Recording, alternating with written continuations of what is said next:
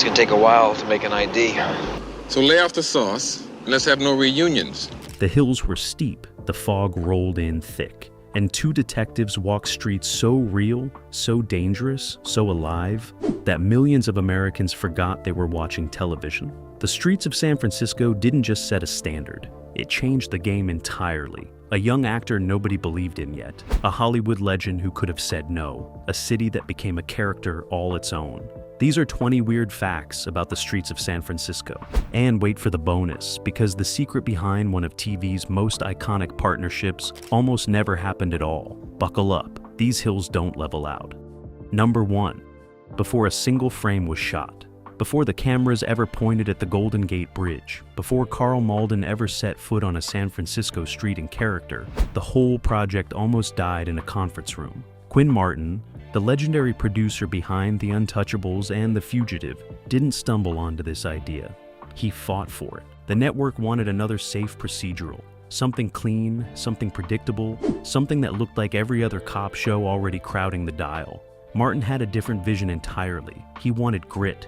He wanted fog. He wanted a city so specific, so textured, so alive that it couldn't be faked on a backlot in Burbank. He pushed for full location shooting in San Francisco, something that sounded expensive, logistically complicated, and frankly insane by the standards of early 1970s television production.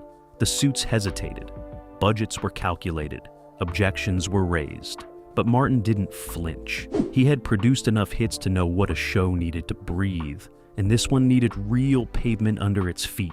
He won the argument, and the moment those cameras hit the actual streets of San Francisco, something electric happened. The city wasn't just a backdrop, it was a pulse. Every cable car, every fog-drenched alley, every vertiginous hill drop became part of the drama itself.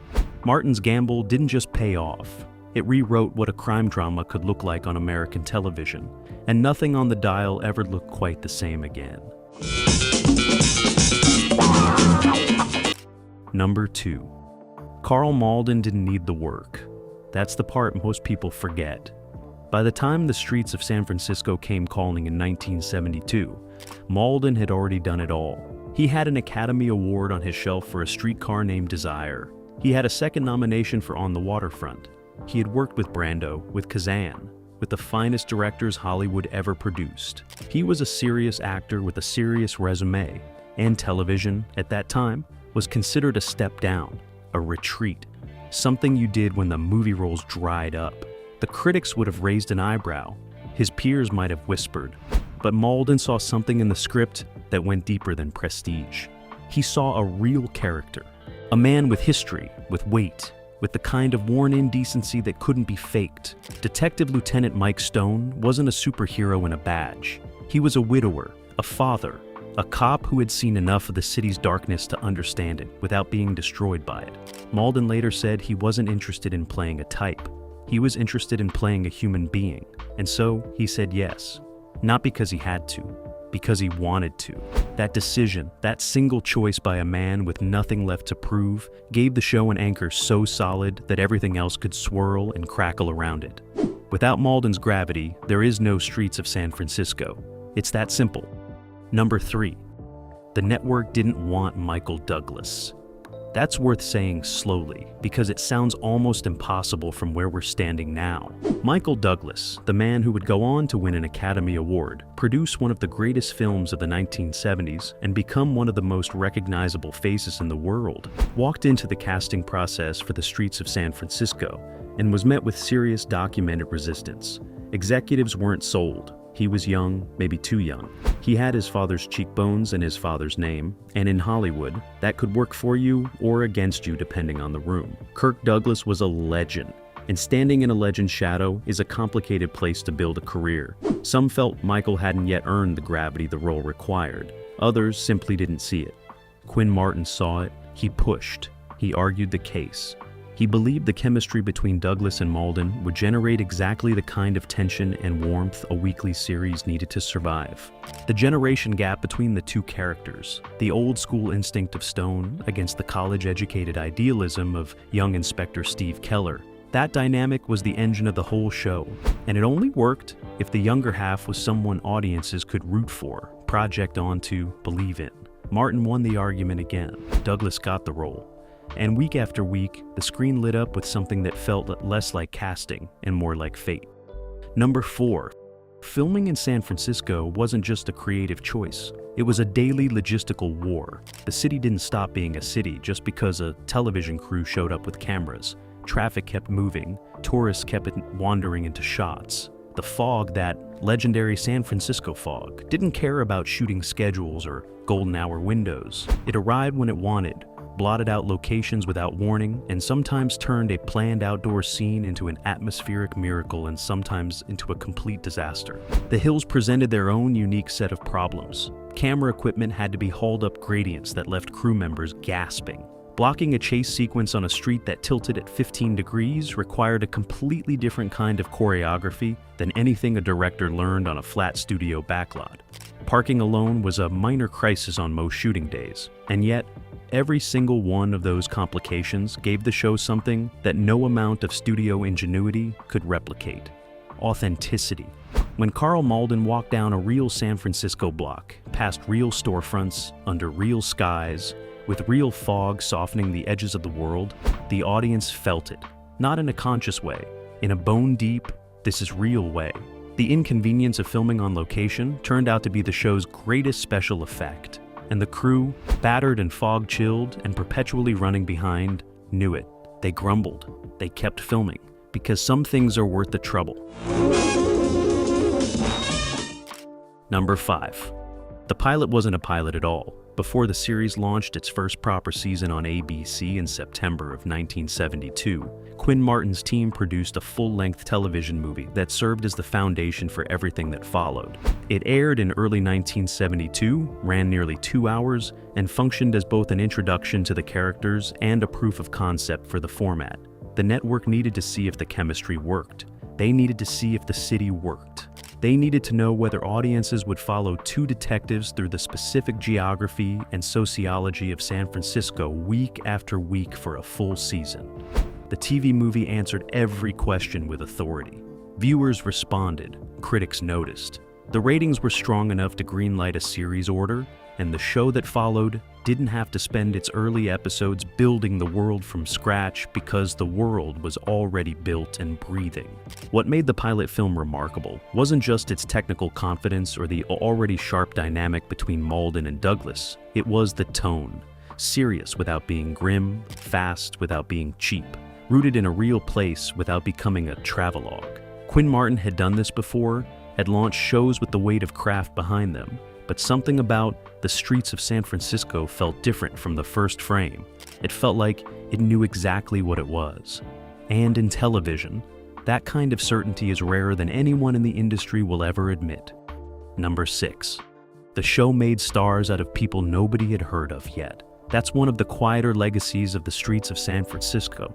Easy to overlook from the outside, impossible to ignore when you actually start going through the guest cast lists from all 5 seasons. The show functioned as a launching pad, an audition stage, a place where young actors with something to prove could step in front of a national audience and leave a mark. A very young Robert De Niro appeared in an early episode before his career exploded into the stratosphere. A young LeVar Burton showed up on screen years before he became a cultural institution. Actors who would go on to define American cinema and television in the decades that followed passed through the fog-draped sets of this show when they were still just names on a call sheet. Quinn Martin ran a tight production, but he also had an eye for talent that went beyond the obvious choices. He didn't always cast the familiar face when an unknown could do something more interesting. That philosophy created a show that felt alive and unpredictable, where a supporting role in any given episode might be played by someone who would, in 5 years, be the most famous actor in America. Looking back now, those guest lists read like a map of where Hollywood was headed, drawn by a man who had the vision to see it coming. Number 7. Karl Malden's nose became a running conversation in the production offices. Not because anyone was cruel about it, because Malden himself turned his famously distinctive face into a kind of quiet statement. He had been offered nose jobs earlier in his career. Hollywood had not always been subtle about suggesting that certain features should be softened, refined, brought closer to some imagined ideal of leading man looks. Malden had declined every time. He wore his face like he wore his integrity, completely and without apology. And on the streets of San Francisco, that choice paid dividends that went beyond the personal. Mike Stone looked like a real cop because Malden looked like a real man, not a groomed, polished, carefully lit version of what a man should look like. A real one, with history in his face. With the kind of features that belonged to someone who had walked hard ground for a long time and wasn't pretending otherwise. Audiences trusted him in a way they rarely trusted leading men who looked too perfect. There was nothing about Malden that felt constructed or managed. He looked like your father, your uncle, the detective who actually showed up when something went wrong. That trust was the bedrock of the show's emotional power, and it came, in no small part, from a man who looked into the mirror, saw exactly what was there, and decided it was enough. Number 8. Michael Douglas was running 2 careers simultaneously, and almost nobody knew it. While he was showing up on set week after week, playing Steve Keller, doing the work that was making him a household name across American television, he was quietly, obsessively, relentlessly working on something else entirely. He had acquired the rights to Ken Kesey's novel, One Flew Over the Cuckoo's Nest, and was determined to turn it into a film. The project was enormous. The challenges were staggering. The novel was considered by many in Hollywood to be unfilmable. His father, Kirk, had tried to bring it to the stage and screen years earlier without success. But Michael Douglas believed in it the way people believe in something they can't quite explain. The way you know something is right before you can prove it. He was using his earnings from the television show to keep the project alive, funding development, pursuing directors, navigating the labyrinthine politics of independent film production, while simultaneously memorizing scripts and hitting marks on the foggy streets of San Francisco. Nobody on the street set fully understood the scale of what he was building on the side. They would find out. In 1975, One Flew Over the Cuckoo's Nest won 5 Academy Awards, including Best Picture. The television actor who wasn't supposed to get the role had just produced the most celebrated film of the year. The hills of San Francisco had paid for something extraordinary. Number 9. The theme music almost wasn't the theme music. Patrick Williams, the composer brought in to score The Streets of San Francisco, delivered something that the producers initially found too unconventional. It didn't swing the way traditional cop show themes swung. It didn't announce itself with brassy confidence or march forward on a straight 4/4 beat. It had something stranger in it, something that moved like the city itself, uphill and downhill, forward and sideways, with unexpected turns and moments of surprising beauty tucked inside the momentum. Quinn Martin's team debated it. The network had opinions. There was pressure to go with something more familiar, more immediately recognizable as crime drama television. Martin resisted. He had built his reputation on making shows that felt distinct, and the music was part of that identity. The theme they kept, the one that opens every episode and plants you immediately inside San Francisco's particular atmosphere, threads a needle between tension and melancholy that almost no other television theme of the era managed. It doesn't just tell you something dangerous is happening. It tells you something real is happening, and there's a difference. One makes you lean back, the other makes you lean forward. The Streets of San Francisco, from its very first note, always made you lean forward. That was the whole point. That was always the whole point. Number 10. The relationship between Malden and Douglas off camera was nothing like what anyone expected, and nothing like the easy warmth that read so naturally on screen. In the beginning, there was friction. Not hostility, nothing dramatic or ugly, but a genuine generational tension that mirrored the dynamic between their characters in ways that were sometimes uncomfortable and sometimes genuinely productive. Malden was old Hollywood, disciplined, prepared, deeply serious about the craft in a way that came from decades of hard experience.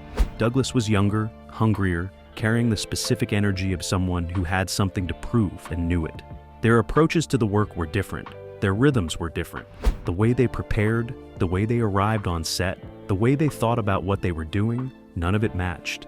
And for a while, that mismatch created a low hum of tension that could have poisoned the whole enterprise. Instead, it alchemized into something rare. What started as a difference in philosophy became a genuine mutual respect, built through the daily discipline of showing up and doing the work together. Malden later spoke warmly about what Douglas brought to the show, the hunger and intelligence and refusal to coast on charm. Douglas spoke about what he learned simply by being in the same frame as a man of Malden's caliber. The warmth you see between Stone and Keller wasn't manufactured. It was earned. One difficult, honest, fog-chilled day at a time. Number 11. The city's real police department didn't just tolerate the production, they got deeply involved in it. And that involvement changed the texture of what ended up on screen in ways that no writer's room could have manufactured. The San Francisco Police Department granted the show unprecedented access. Real detectives sat with the writers. Real case files, heavily redacted but structurally intact, informed storylines. Officers appeared as extras, advisors, and occasional consultants on everything from proper procedure to the specific geography of which neighborhoods harbored which kinds of trouble. That access gave the scripts a granular authenticity that viewers absorbed without quite understanding why. The crimes felt real because they were modeled on real crimes. The streets the detectives walked felt dangerous because they had actually been dangerous. Some officers grew protective of the show over time, invested in how their city and their profession were being portrayed. When episodes got it wrong, they said so. When they got it right, they noticed that too. Quinn Martin encouraged the relationship because he understood that the show's credibility was its currency. Spend it carelessly, and audiences would feel the counterfeit immediately. Protect it carefully, and they would follow you anywhere the fog led. Number 12. A's, one of the show's most distinctive visual signatures, those breathtaking high-angle shots swooping over the city's hills and bay, almost didn't survive the budget process. Aerial photography in the early 1970s was expensive, logistically complicated, and ate into shooting schedules in ways that made production accountants deeply unhappy. Every helicopter hour cost money that could have gone elsewhere. The argument was made, more than once, that establishing shots of San Francisco could be achieved more economically with stock footage or clever ground-level camera work. Martin rejected that argument every time it surfaced. He understood something fundamental about the show's identity. San Francisco from the ground was vivid and textured and real, but San Francisco from the air was mythic. Those aerial shots didn't just show you where the story was happening. They reminded you every single week that this city was something larger than any individual crime or any individual detective. They gave the show a sense of scale that grounded all the human drama beneath it in something almost geographical and eternal. When those opening images swept across the bay and climbed the hills, audiences weren't just watching television. They were being transported. That feeling was worth every dollar Martin fought to spend. Number 13. Douglas left the show after 4 seasons, and the departure was messier behind the scenes than the official statement suggested. By 1976, his film career was no longer a side project. It was the main event. One Flew Over the Cuckoo's Nest had changed everything. Offers were arriving that couldn't be answered from a television set in San Francisco. The schedule was brutal, the commitment was total, and Douglas, to his credit, never pretended otherwise. He was honest with Martin and the network about where his ambitions were pointing. That honesty didn't make the conversation easier. The show was built around the Stone and Keller partnership, and removing one half of that equation was not a minor adjustment. It was surgery. The producers had to find a replacement character, credible enough to keep longtime viewers engaged, without insulting them by pretending the change was seamless. They brought in Richard Hatch as Inspector Dan Robbins for the final season. Hatch was talented and committed, but the chemistry was different, unavoidably and irreducibly different. The show wrapped after season 5. Some argued it ended at exactly the right moment. Others felt the final season proved that certain partnerships cannot be replicated. Both things were probably true. Number 14. The show tackles subjects that network television was actively avoiding in the early 1970s. Drug addiction, not as a cautionary cartoon, but as a human catastrophe with complicated causes. Racial tension inside the police department itself. Corruption that reached into institutions people were supposed to trust. The vulnerability of the elderly in a city changing faster than its longtime residents could absorb. These weren't easy storylines to pitch to a network in an era when the instinct was always to smooth the edges and protect the advertisers. Quinn Martin pushed through them anyway, using the procedural format as a kind of Trojan horse. If the crime plot was solid, if the investigation moved with enough momentum and authenticity, you could smuggle genuinely difficult social content inside it and reach an audience that might have changed the channel otherwise. The Streets of San Francisco wasn't trying to be radical. It was trying to be honest. And in the early 1970s, honesty about American cities, about what was actually happening in them and why, turned out to be quietly radical all by itself. The show trusted its audience to handle the truth. The audience, overwhelmingly, proved worthy of that trust. Number 15. Karl Malden never watched himself on television. Not once, not ever. Not a single episode across 5 full seasons. He found the experience of watching his own performance too distracting, too likely to pull him into self-criticism or self-consciousness that would infect the work going forward. He preferred to stay inside the forward momentum of the process, always moving toward the next episode, the next scene, the next moment of honest work, rather than looking back at what was already done. This wasn't false modesty. It was a working philosophy developed over decades of professional craft. Malden knew that actors who became too interested in their own image started making choices for the image rather than for the character. He refused to let that happen to Mike Stone. Stone had to remain real, which meant Malden had to stay slightly blind to how he appeared. His wife watched. She would tell him occasionally when something had landed particularly well. He appreciated that. But the television set in his own home stayed dark on Thursday nights, and he made his peace with that arrangement long before the first episode aired. Some performers need the mirror. Malden needed the work. Number 16. The show's writers developed an unusual practice that set their room apart from other productions of the era. Before writing any episode set in a specific San Francisco neighborhood, at least one writer was required to physically walk that neighborhood, not drive through it, walk it. Slowly, observantly, at the pace a detective might actually move through unfamiliar ground. They ate at local restaurants, they talked to shopkeepers, they watched how people moved and gathered and avoided each other. The details they brought back from those walks ended up embedded in scripts in ways that viewers couldn't consciously identify, but absolutely felt. A character's shortcut that only a local would know. A description of how a particular block smelled after rain. The specific quality of light that fell between certain buildings at a certain hour. None of it was invented at a desk. All of it was gathered on foot, the old-fashioned way, by writers who understood that authenticity isn't a technique, it's a discipline. That discipline is part of why the show's San Francisco feels so irreproducibly itself. A city rendered not as a set of famous landmarks, but as a living, specific, endlessly particular place. Number 17. One episode, mid-run through the series, was pulled from the original broadcast schedule at the last possible moment over a dispute about its ending. The details remained murky for years, discussed mainly in the margins of fan correspondence and television industry trade publications. What was agreed upon was this: the ending as written was considered too ambiguous by network standards. The crime was solved, technically, but the resolution raised questions about institutional justice that made someone in a position of authority deeply uncomfortable. The episode was recut. A new ending was filmed under significant time pressure. The original version was shelved. It eventually aired in altered form later in the season. But people who had seen early cuts described the original ending as one of the strongest pieces of television the show ever produced, precisely because it refused to tie everything clean. Some crimes don't resolve cleanly. Some questions don't get answered. The city keeps moving regardless. The network wasn't ready for that lesson.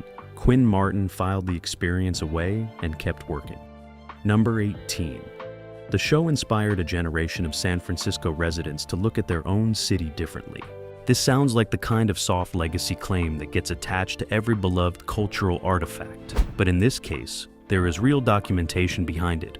Tourism to specific San Francisco locations featured in the show increased measurably during the broadcast years. City planning discussions occasionally referenced the show's portrayal of neighborhood character. Local historians noted that the series captured transitional moments in San Francisco's urban development, neighborhoods on the edge of change, communities in the process of becoming something new, with an accidental documentary precision that no one had planned for, but everyone later valued.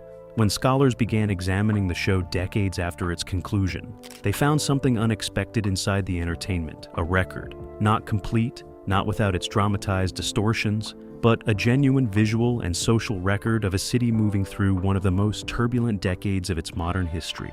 The Streets of San Francisco set out to entertain. It ended up preserving something. That's a rarer achievement than anyone involved probably understood at the time. Number 19. The final episode aired without fanfare, without a proper series finale, without the kind of ceremonial conclusion the show had earned. Television in the mid-1970s didn't yet have the cultural architecture for meaningful endings. Shows ran until they didn't. Storylines concluded or didn't. Characters moved on without explicit farewell. The last episode of The Streets of San Francisco was simply the last episode, indistinguishable in format from any other, offering no grand statement about what the show had been, or what it meant. Malden later expressed some regret about that, not bitterness, but a quiet wish that there had been a moment to honor what the cast and crew had built together, across 5 years and over 100 episodes. Douglas, deep into his film career by then, was already elsewhere. The city continued its fog-drenched hill-climbing, perpetually fascinating business without ceremony. And maybe that was fitting. The show had always been more interested in the ongoing reality of the place than in any tidy, dramatic conclusion. San Francisco doesn't wrap up. It continues. The cameras just eventually stopped following. Number 20. The Streets of San Francisco changed what American audiences believed television could do. And that change moved through the culture quietly, without credit, in the way that foundational shifts often do. The shows that followed it, the grittier procedurals of the late 1970s, the location-driven crime dramas of the 1980s, the prestige television of later decades that took urban geography seriously as a storytelling element. All of them owe something to what Quinn Martin built on those hills. The willingness to film in real places, the belief that a city could be a character, the conviction that audiences deserved complexity rather than comfort, the trust that a weekly drama could carry genuine social weight without losing its entertainment value.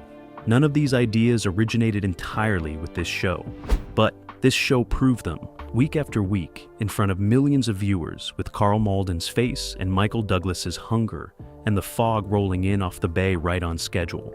When the history of American television is written carefully and honestly, The Streets of San Francisco sits in a chapter that explains how everything got more real. Bonus fact: the famous car chase sequences that punctuated so many episodes were filmed without closing the actual streets. No permits for full road closures. No traffic redirection on the scale a proper studio production would have required. The crew worked fast, used camera angles strategically, and occasionally relied on the sheer audacity of just doing the thing and hoping the city cooperated. Sometimes it did.